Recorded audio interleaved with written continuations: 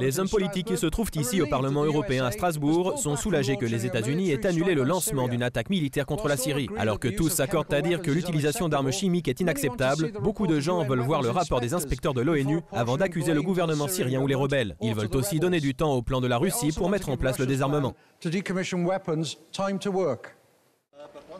L'eurodéputé britannique Nick Griffin s'est rendu en Syrie il y a 2 semaines seulement.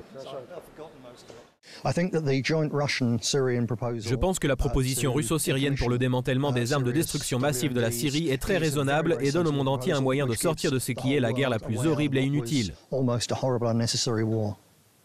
Faites-vous confiance aux Syriens ou gagnent-ils simplement du temps ? Je ne pense pas que les Syriens cherchent à gagner du temps. Tous ceux avec qui j'ai parlé sont désespérément bouleversés d'avoir été accusés d'utiliser des armes chimiques, parce que je pense que tout le poids de la preuve est qu'en fait, cette atrocité a été réalisée par les rebelles, comme un moyen d'entraîner les États-Unis, la France et la Grande-Bretagne dans la guerre. Et je fais confiance aux Syriens dans la mesure où, quand vous les rencontrez, ce sont des êtres humains. Ce sont des gens qui ont les mêmes préoccupations que nous. Ils aiment leur pays et ils veulent la paix. Ils ne veulent pas que cette guerre traîne en longueur. Lorsque vous avez des gens qui veulent la paix alors que vous pouvez arriver à un accord avec eux. Dans cette mesure, vous devez commencer à leur faire confiance. Le membre du Conseil des Affaires étrangères, Sajid Karim, n'est pas entièrement d'accord. Il y a eu clairement utilisation d'armes chimiques. Je peux vous dire pour ma part que je suis convaincu, hors de tout doute raisonnable, que c'est le régime du président Assad qui a utilisé des armes chimiques. Il se peut que d'autres partis aussi, mais finalement, le régime doit rendre des comptes. Je dis cela comme quelqu'un qui a visité et rencontré le président Assad dans son palais présidentiel à Damas. Personnellement, je l'ai trouvé très charmant.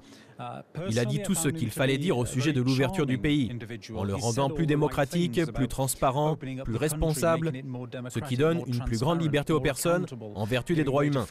Mais avec le temps, nous avons observé que ce n'était que de simples mots.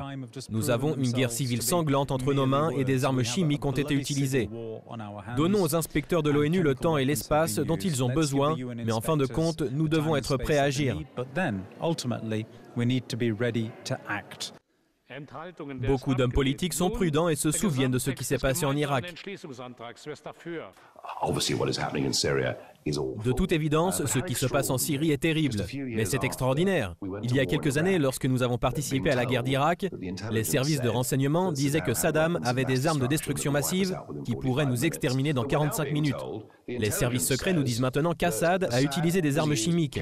Mais nous avons pris cette décision avant le retour des inspecteurs de l'ONU, et maintenant il y a des preuves tout à fait significatives que certains rebelles, certaines personnes, auraient apparemment, et nous pensons dans l'Union européenne que ce sont les bons individus, en fait été en possession de certaines de ces armes aussi.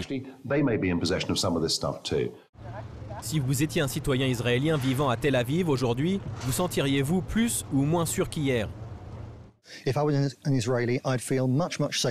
Si j'étais israélien, je me sentirais beaucoup plus sûr, pour 2 raisons. D'abord, parce que l'AIPAC, l'organisation de lobbying sioniste aux États-Unis, était ouvertement sur le point de lancer une vaste opération pour faire entrer l'Amérique dans une guerre que le peuple américain ne veut pas. Les Juifs ordinaires, les Israéliens ordinaires, n'auraient pas été bien vus par l'Amérique ou le reste du monde. Donc c'est le premier point. Ensuite, si j'étais un Israélien ordinaire, je serais très heureux à l'idée que des armes chimiques appartenant à la Syrie soient susceptibles d'être mises hors service, parce que si elles sont reprises, elles ne pourront pas être utilisées contre moi. Les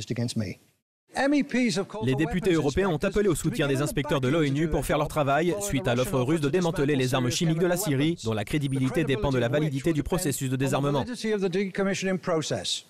C'est Colin Stevens pour JN1 au Parlement européen à Strasbourg.